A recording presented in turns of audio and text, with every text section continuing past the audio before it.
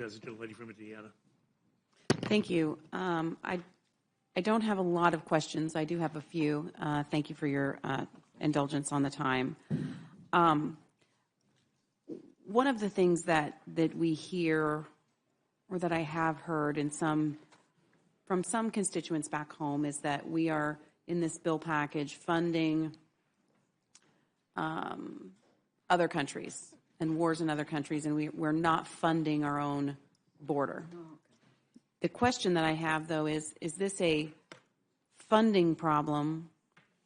Is this a money problem, or is it a policy problem? Because for me, I don't think it's not a binary choice for me between the funding border or funding the efforts that we're trying in Israel and Ukraine and in Taiwan in particular. The policy is what's failing at the southern border. And we've tried to pass H.R. 2, our own border bill. We have called on the president to act under his executive power, which we know he can do, because when he first took office, he undid an executive order that President Trump had instituted on day one. So is this a funding problem relative to the border, or is it a policy problem? I'll go to Chairman Turner. McCall. Oh, sorry, McCall. I'm so sorry. They get the mics right. mixed They up do. every They now do. and then. Yeah. There are three of us. Yeah, they get the blondes mixed up too.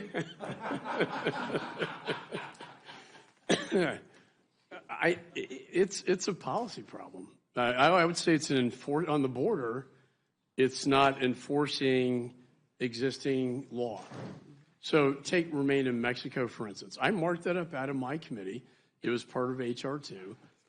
President, day one on office, rescinded that policy, which the head of Border Patrol told me, Ortiz, had a direct cause and effect on what's happening in the southern border. Now, money's not going to change that. Mm-hmm.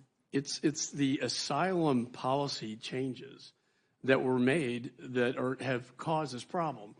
And we can pass it again, but it's not even a legislative problem. It's an enforcement problem. He already has the authorities to secure the border, just like President Trump did. Mm-hmm. But he chooses not to do it. I think he wants cover to have a bipartisan bill to say, oh, okay, now I'm fixing the border, when he's already chosen not to. Mayorkas is not enforcing the laws down there, letting aggravated felons, releasing them, even though the law says shall detain. Mm-hmm. So it's hugely an enforcement issue.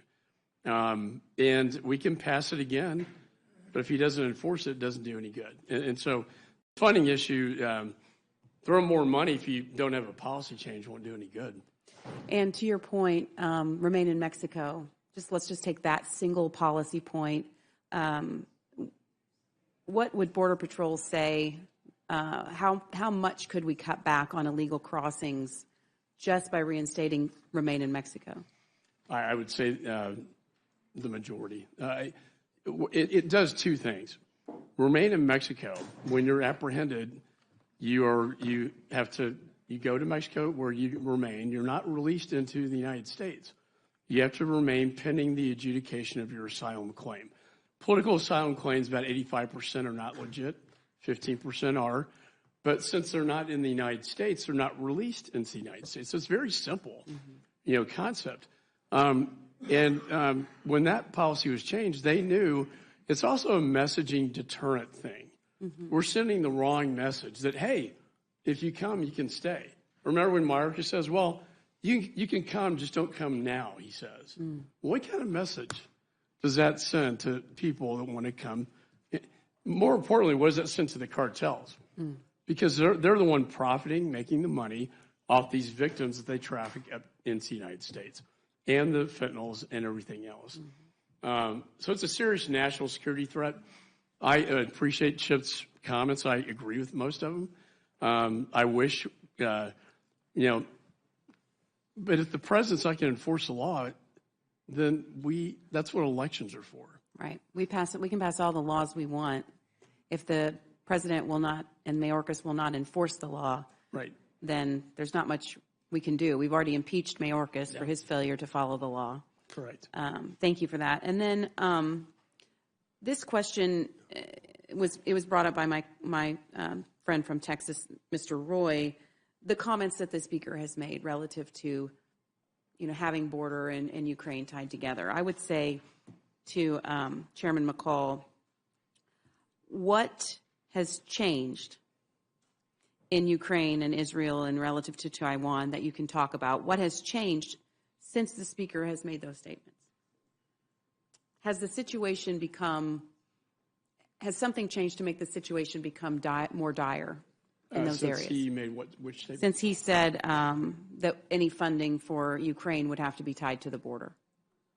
Well, I can tell you, I can give you the very quick overview, if the Chairman will allow. I mean, the situation is very dire in Ukraine. I just talked to our ambassador. Kharkiv is about ready to fall. That's about 2 million people, innocent civilians. If you have any human compassion, children being slaughtered and abducted, kidnapped, sent to Russia, maternity hospitals bombed. But Kharkiv's going to fall if this doesn't pass, and then the power grid's going to go out. They have, I would give them 2 weeks to a month before the Russians will take over Ukraine. What are the consequences of that Consequences to the are United States? Well, what were the consequences from Afghanistan? Mm-hmm. When Afghanistan imploded and we surrendered to the Taliban, it sent a message of weakness. And then now we're going to surrender to Putin in Ukraine, an adversary. And then it goes beyond Ukraine. There's no question.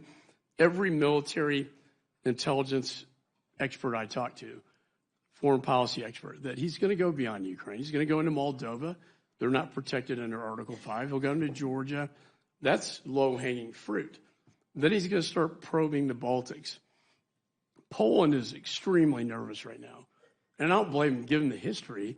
When you go to Poland today, they say, this is like 1939. Mm-hmm. They remember the Nazis coming in, and the United States was not engaged.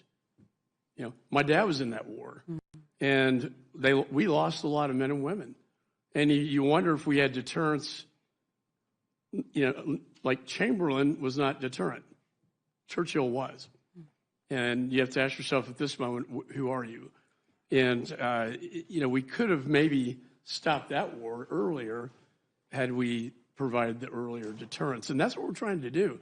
If we don't give them what they need to win, then we may very well get dragged into this. Mm-hmm. And that's the last thing I want to see happen to our young men and women.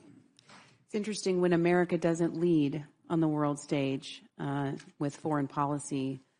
I believe that's what has led us here today. I think we had a lack of leadership. We certainly had terrible foreign policy decisions with respect to Afghanistan. But we have weak leadership right now in the White House, which has led us, I think, to where we are. But I do think that, the United States has been a beacon of freedom and liberty and democracy.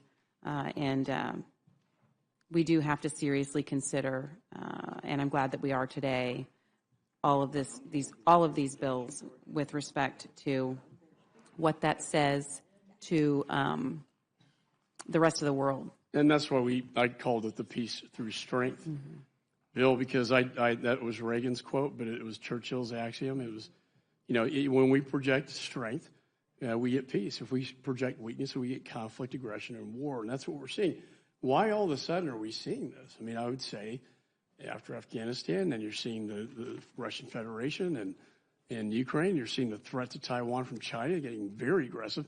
Xi is watching what's happening in Ukraine. If Ukraine falls, then Chairman Xi has that opening.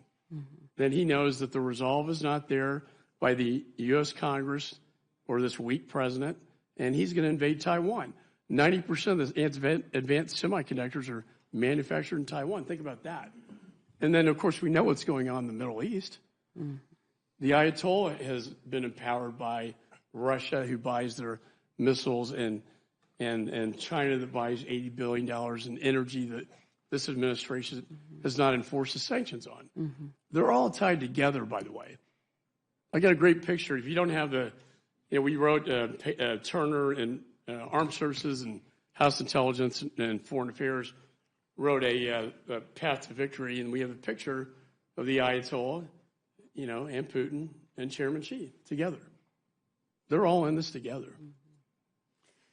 Finally, I guess I would ask, when we're considering this bill package in particular, is there funding included to restock our own ammunition for the United States, to take care of our own restocking of supplies? So that would be something that is something that the United States very much would need us to do to be prepared for whatever conflict is yet to come. So 80% of the Ukraine portion of this goes into replenishing and modernizing our defense industrial base. Chairman Cole talked about he's got everybody, most of us have contractors, and we need to fix our defense industrial base. This is a problem with or without the Ukraine conflict. And the fact that 80% goes into that, I think the American people need to understand that. It is going into our own production of our defenses, which is somewhat broken. It's necessary. Thank you. Mr. Chairman, I yield back. Gentlelady yields back, Chair. Thanks. The gentlelady and the gentleman from Georgia is recognized for his questions. Thank you, Mr. Chairman. And before I get going, let me say this. I've been here since 10 o'clock this morning, and the only person I intend to yield back to is you, Mr.